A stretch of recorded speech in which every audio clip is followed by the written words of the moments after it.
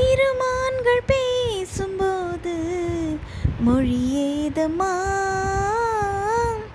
பிறர் காதில் கேட்பதற்கும் வழியேதம்மா.